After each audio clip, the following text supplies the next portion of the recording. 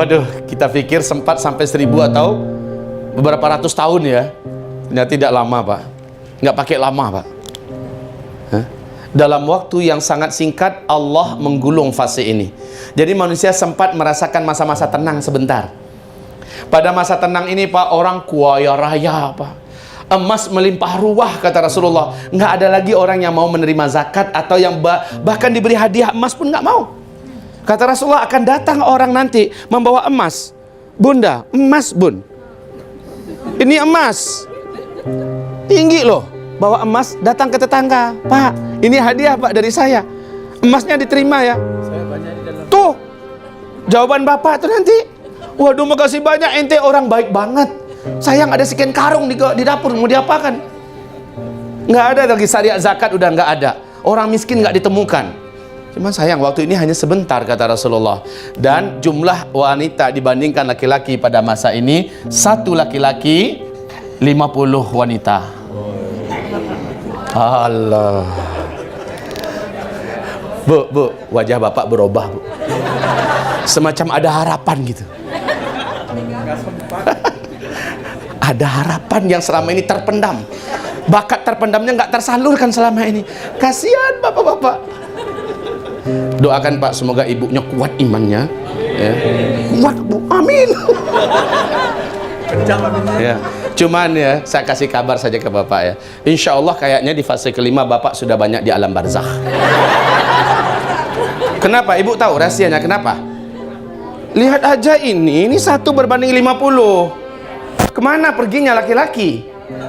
Ini adalah fase keempat. Di fase keempat ini saya akan fokuskan dan akan saya ulang-ulangi kalimat pada fase keempat biar Bapak ngerti kenapa Indonesia begini sekarang. Biar Ibu ngerti kenapa Timur Tengah begitu. Kenapa kaum muslimin di Rohingya begini sekarang. Kenapa kaum muslimin di Filipina, Patani semakin hari semakin berat keadaannya sekarang. Kenapa terjawab semua. Kita hidup di fase keempat. Saya bacakan hadis dalam fase keempat ini. Apa kata Rasulullah? La ya'ti 'alan nasi zaman illa alladhi ba'dahu syarrun minhu hatta talqaw rabbakum. Tidak akan datang kepada manusia nanti suatu zaman, melainkan orang-orang yang hidup pada zaman itu kelak akan merasakan hari demi harinya semakin buruk daripada sebelumnya. Hari yang akan datang lebih buruk lagi daripada hari sekarang. Sampai kapan? Hatta talqaw rabbakum, sehingga kamu semua berjumpa dengan Allah Rabb kamu. Kapan itu kejadian kamu semua berjumpa dengan Allah Rabb kamu? Kejadian tanda besar kiamat yang ke-7. Kan umat Islam berjumpa dengan Allah semua kan? Adanya masa yang hanya 7, 8, atau 9 tahun ini hampir nggak dianggap. Tapi hari-hari berat inilah yang sangat berat yang akan dilalui oleh umat Nabi di akhir zaman. Saya akan bacakan hadis nanti di mana saya faham. Ini toh rahasia Nabi mengatakan, semoga umatku tidak menjadi lemah karena Allah menambahkan untuk mereka setengah hari lagi. Makin kesini umat Islam makin lemah, nggak kelihatan. Makin lemah, nggak ada power. Di mana-mana negara dikuasai oleh orang-orang yang tidak cinta kepada kita, tidak takut kepada Allah. Betul tidak? Di mana-mana umat Islam tidak punya power, tidak punya harga diri, tidak punya wibawa. Itu terjadi di fase keempat. Surah An-Nur ayat 55. Allah mengatakan, saat ini terjadi khilafah tegak, agama kembali kuat. Berarti sebelumnya agama sedang goyang-goyangnya. Kan begitu kan? Ketika khilafah kembali tegak, kamu baru merasa tenang. Artinya sebelumnya kamu semua umat Islam ketakutan. Ketakutan.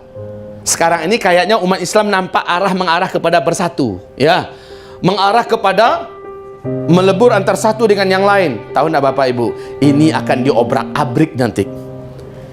Persatuan ini akan diobrak-abrik nanti. Sehingga setiap kita, setiap ulama, setiap organisasi Islam yang militan, setiap pejuang-pejuang akan merasakan betapa takutnya menjadi seorang yang beriman di akhir zaman, seperti yang terjadi di Rohingya, seperti yang terjadi hari ini oleh kaum Sunni di Yaman, seperti yang terjadi oleh kaum Sunni di Iran, kaum Sunni yang ada di Irak, kaum Sunni yang ada hari ini di Kuwait, kaum Sunni yang ada hari ini di Mesir.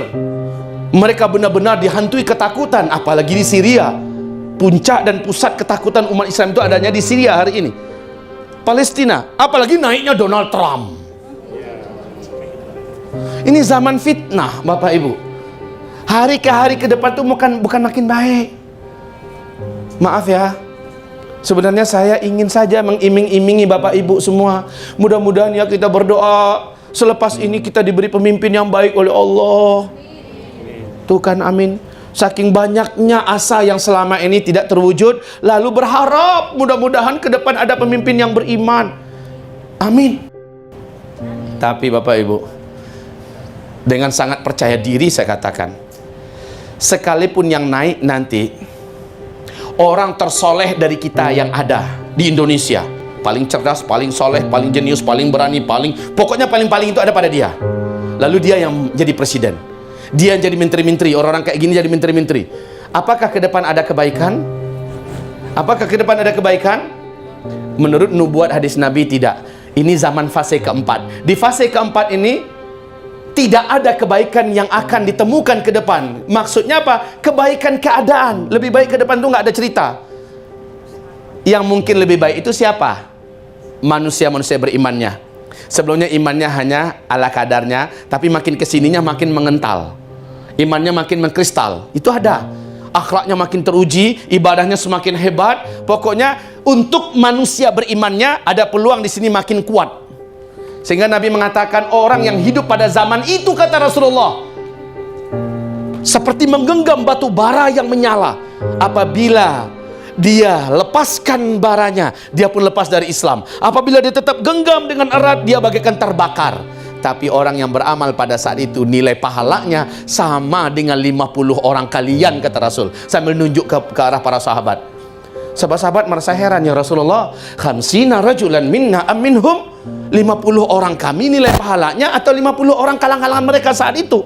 Bal minkum, 50 orang kalian, kata Rasul kepada para sahabat. Menandakan apa? Beramal di fase keempat ini berat, Bapak Ibu. Berat mengamalkan Islam. Ibu tahu kenapa? Bu, Ibu tahu kenapa berat pada fase keempat, Pak? Tahu kenapa? Hah? Karena kalau di sini ngamalkan Islam di fase keempat ini ngelawan arus. Kalau sahabat di zaman Nabi sudah didukung oleh lingkungan. Bahkan negeri dan negara pun sudah dipimpin oleh Rasulullah dengan sistem Islam. Jadi udah satu jalur, gampang mengamalkan amalan Islam. Lah sekarang coba mengamalkan amalan Islam sementara arusnya berlawanan dengan kita. Pokoknya semakin kita mencoba mengamalkan Islam ini di akhir zaman makin berat. Inilah dia fase keempat. Wajar toh kalau Allah memberikan bonus pada kita, nilai pahala yang bisa kita kerjakan di zaman ini dibandingkan pekerjaan yang sama, amalan yang sama yang diamalkan oleh para sahabat di zaman Nabi dulu, nilainya dijadikan Allah 50 kali lipat nilai pahala sahabat. Adil Allah, maha adil Allah.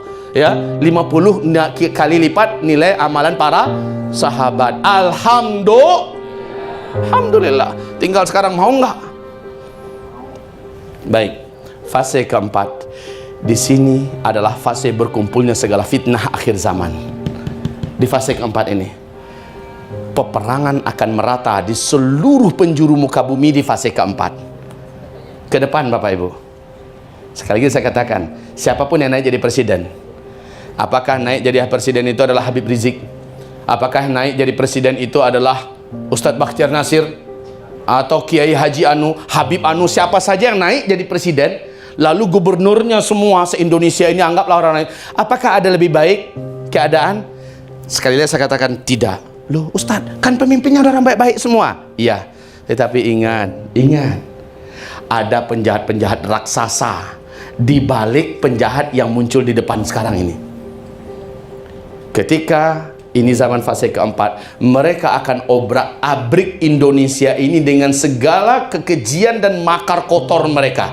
Mereka punya fulus, mereka punya jaringan dan link internasional mereka anti dengan upaya-upaya tegaknya kembali khilafah Islamiyah. Di masa ini siapapun